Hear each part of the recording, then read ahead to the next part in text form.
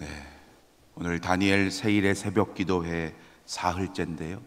여러분, 날마다 하나님께서 새 힘 주셔서 복된 한 날 되게 하시고 또 하나님께 영광 돌리는 믿음의 한 주간 되시기를 주님의 이름으로 축원합니다.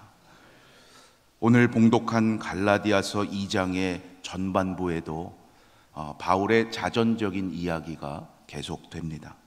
바울은 다메섹으로 가던 길에서 처음으로 그리스도를 만나고 변화받은 후에 그로부터 3년 뒤에 예루살렘으로 갔었습니다.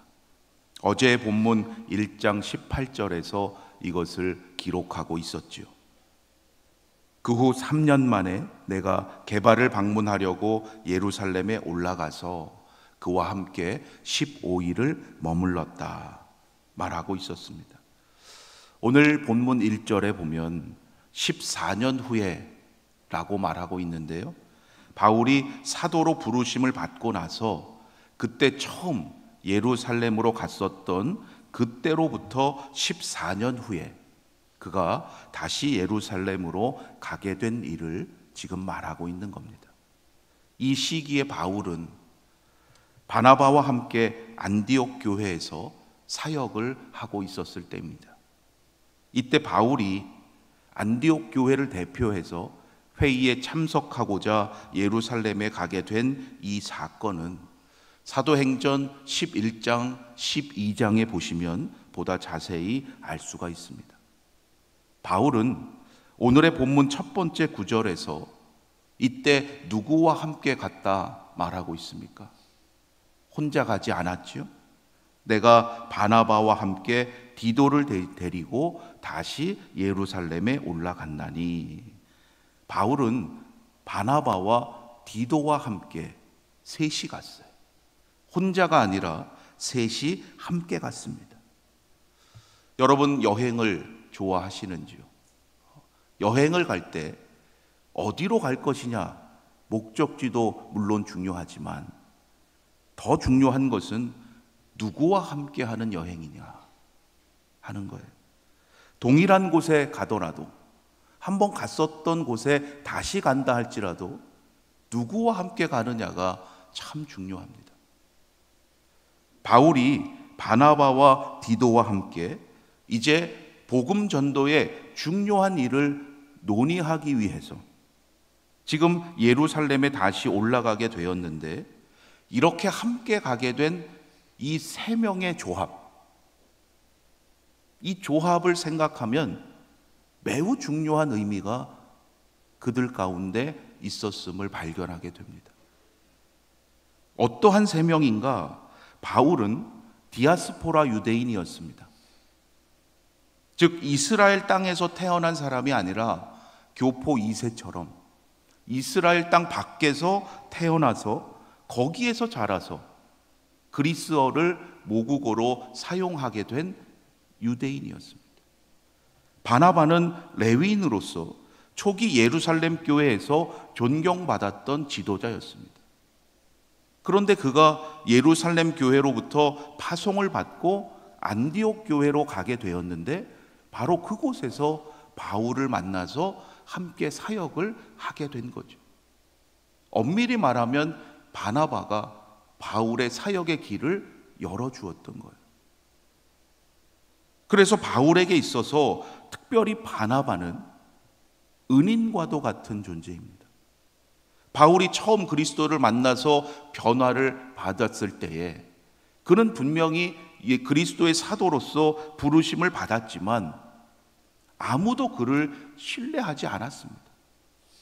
성도들을 박해하고 교회를 멸하던 자를 어떻게 믿고 사도라고 신뢰할 수 있겠습니까?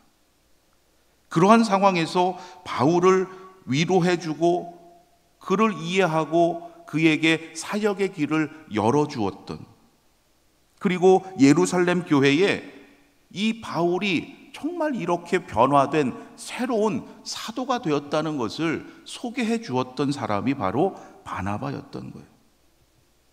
지금 그와 함께 예루살렘에 다시 가게 된 거예요. 그 다음 바울과 바나바와 함께 예루살렘으로 가게 된 이가 디도였습니다. 여러분, 디도서에서 만나게 되는 바로 그 디도인데요, 그는 이방인이었습니다. 이방 출신의 그리스도인으로서 그는 구약의 율법이 요구했던 할례를 받지 않고 갈라디아 지역에서 그리스도인 성도가 된 사람이에요.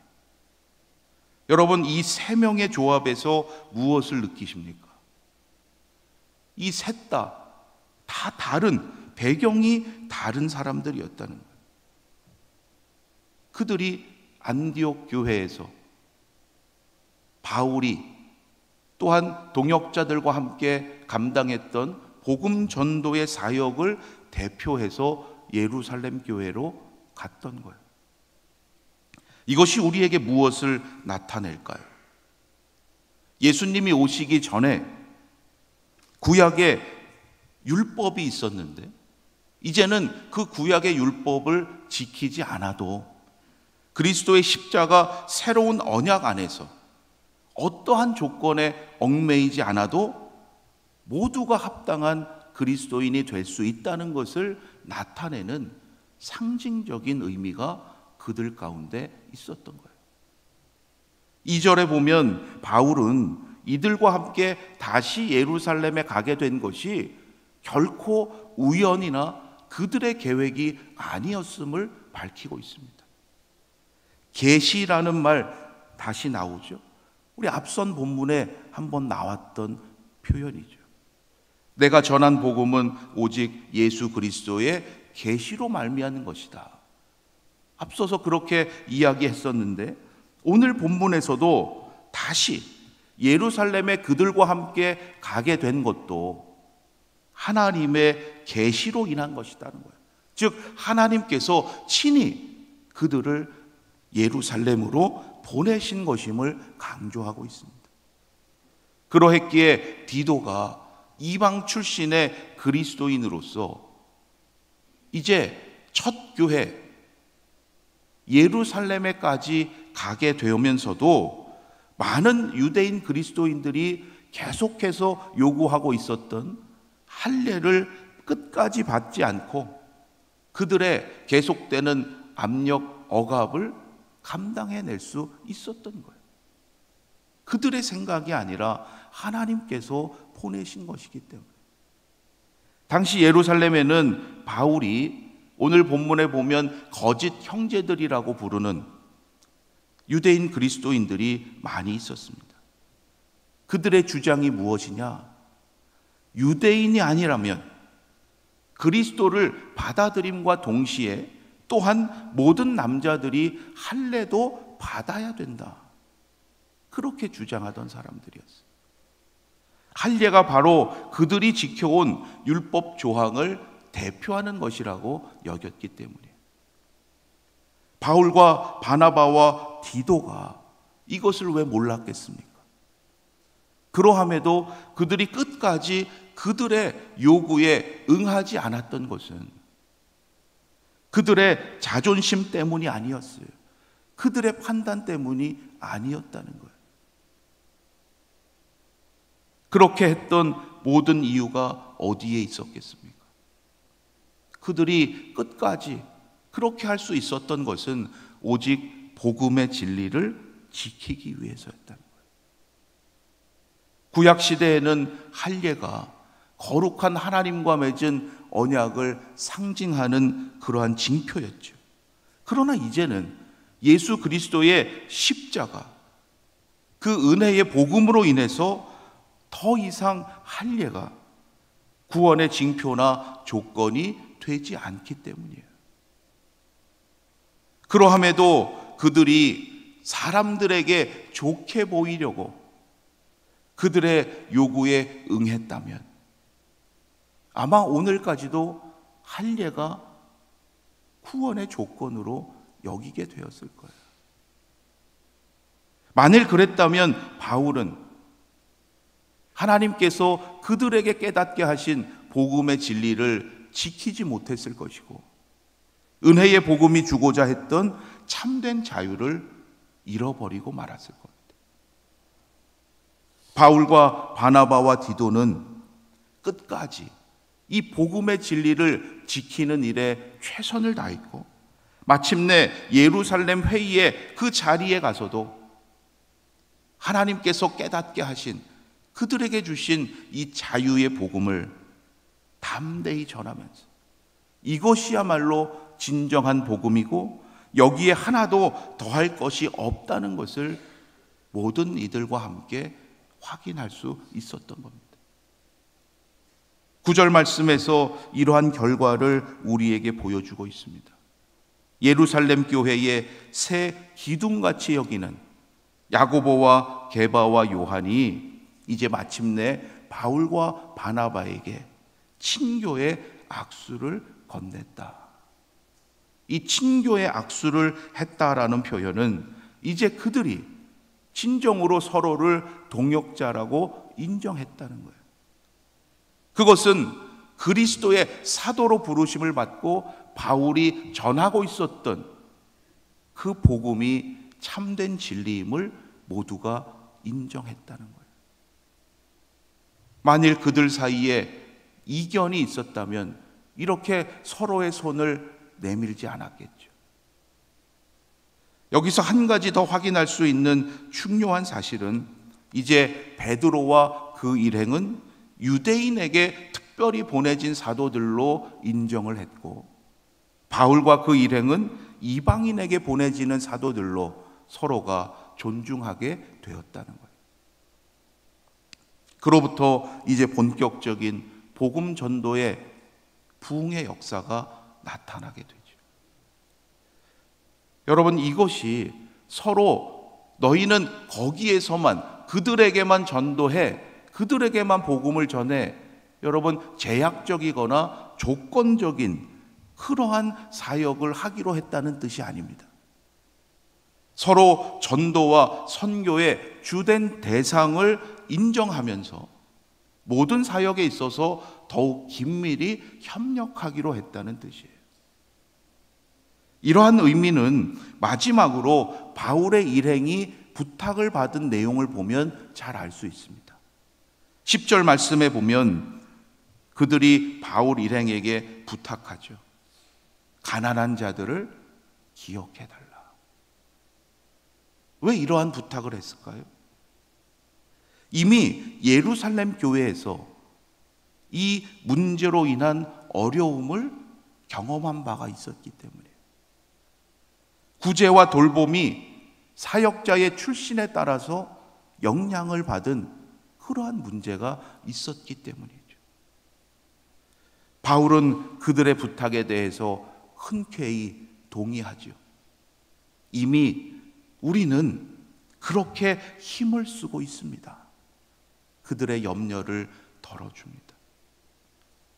가난하고 어려움을 당한 자들에게 어떠한 차별도 없이 구제와 돌봄을 한다는 것, 그것을 통해서 은혜의 복음을 전하고 그리스도의 사랑을 나눈다는 것이 여러분 얼마나 중요한 사명인지를 우리가 다시금 깨닫게 됩니다. 지난 주일에 우리가 특별 헌금을 드렸어요. 그것도 2가지씩이나 드리게 되었어요.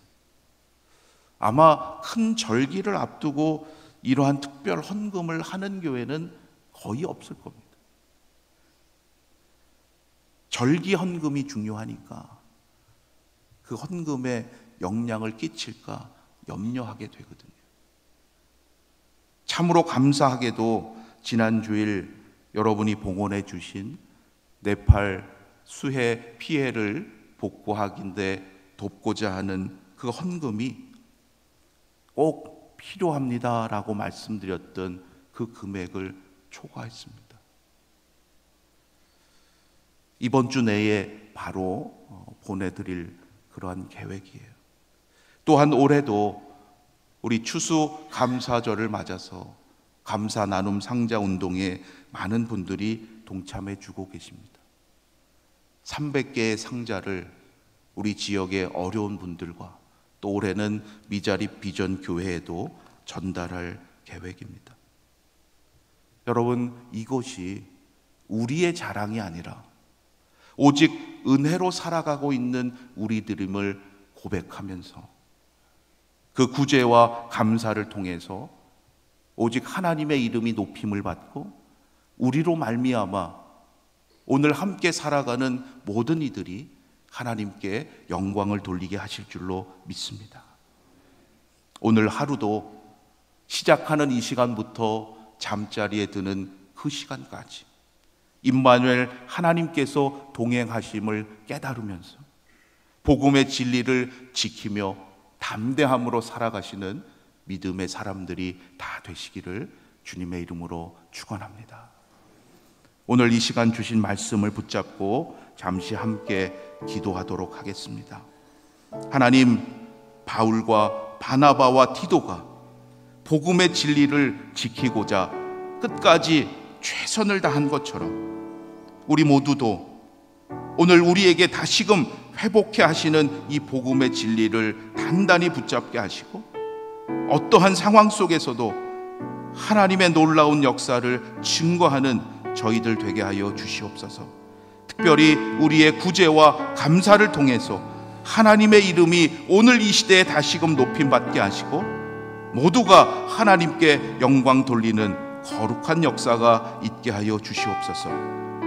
또한 내일 수능 시험을 앞둔 우리 학생들 위해서 이 시간 기도해 주시기를 바랍니다.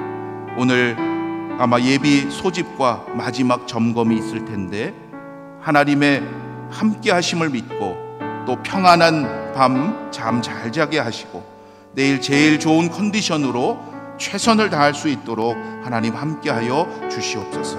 우리 주님의 이름을 한번 부르며 합심으로 기도합니다. 주여, 하나님 감사합니다. 저희들의 구제와 감사를 통해서 오늘 이 시대에 하나님의 이름이 다시금 높임을 받게 하시고 모든 이들이 하나님께 영광을 돌리는 거룩한 역사가 있게 하여 주시옵소서. 하나님, 바울과 바나바와 디도가 복음의 진리를 지키고자 최선을 다했던 것처럼 오늘 우리의 삶 가운데 복음의 진리를 단단히 붙잡게 하시고 어떠한 상황 속에서도 그 진리를 지키며 살아가는 믿음의 사람들 되게 하여 주시옵소서. 그러할 때 오늘 이 세상을 향하신 하나님의 놀라운 역사가 증거되게 하시고 새롭게 일하시는 하나님의 그 손길을 기대하며 또 동참하며 나아가는 저희들 되게 하여 주시옵소서. 인생의 중요한 시험을 내일 치르게 되는 우리 자녀들 학생들이 있습니다. 하나님, 담대한 믿음 주시고 평안한 마음 주셔서 오늘 밤도 잠 잘 자고 또 내일 좋은 컨디션 속에서 최선을 다할 수 있도록 인도하여 주시옵소서. 그들에게 하나님께서 주시는 믿음의 비전이 있게 하시고 그 비전을 이루어가는 복된 인생이 되도록 축복하여 주시옵소서. 오늘 하루도 시작하는 이 시간부터 잠자리에 드는 날까지 주여 임마누엘의 은총을 누리는 믿음의 사람들 되게 하시고 하나님께 영광 돌리는 복된 한 날 되게 하여 주시옵소서. 주님 함께 하여 주실 줄로 하나님, 하루를 시작하는 이 시간부터 잠자리에 드는 시간까지 함께 하시는 임마누엘 하나님이심을 깨닫게 하시고 어떠한 상황 속에서도 복음의 진리를 지키는 믿음의 삶이 되게 하여 주시옵소서. 특별히 저희들의 구제와 감사를 통해서 오늘 이 시대에 다시금 하나님의 이름이 높임을 받게 하시고 주님의 교회가 이 세상에 참된 소망이 됨을 많은 이들이 깨닫게 하시고 그로 말미암아 하나님께 영광 돌리도록 인도하여 주시옵소서. 오직 은혜로 살아가는 믿음의 인생임을 잊지 않게 하시고 모든 것이 하나님을 향한 우리의 감사가 되도록 역사하여 주시옵소서. 내일 인생의 중요한 시험을 앞둔 우리 자녀들, 학생들이 있습니다. 하나님, 마지막까지 하나님 도우심을 구하며 하나님 주시는 담대함을 가지고 잘 감당하도록 도와주시옵소서. 특별히 오늘 밤 평안함 주셔서 좋은 컨디션 속에서 내일 최선을 다할 수 있도록 도와주시옵소서. 시험 이후에도 하나님 주시는 믿음의 비전을 가지고 그 꿈을 이루어가는 복된 인생들 되도록 하나님 도와주시옵소서. 오늘도 하나님 앞에 감사함으로 예물 드리는 손길 하나님 기억하시고 더 풍성한 은혜로 많은 이들에게 하나님의 도우심과 은혜를 전하는 귀한 삶이 되게 하여 주시옵소서. 오늘도 하나님 앞에 중보하며 기도하는 이 시간을 통하여 기도의 능력을 체험하는 저희들 되게 하시고 살아 역사하시는 하나님을 찬양하며 영광 돌리도록 인도하여 주시옵소서. 오늘 하루의 모든 삶도 하나님께 맡기옵고 우리 주 예수 그리스도의 이름으로 감사하며 기도드립니다. 아멘.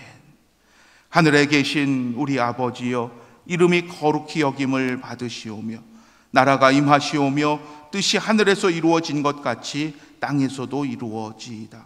오늘 우리에게 일용할 양식을 주시옵고 우리가 우리에게 죄 지은 자를 사하여 준 것 같이 우리 죄를 사하여 주시옵고 우리를 시험에 들게 하지 마시옵고 다만 악에서 구하시옵소서.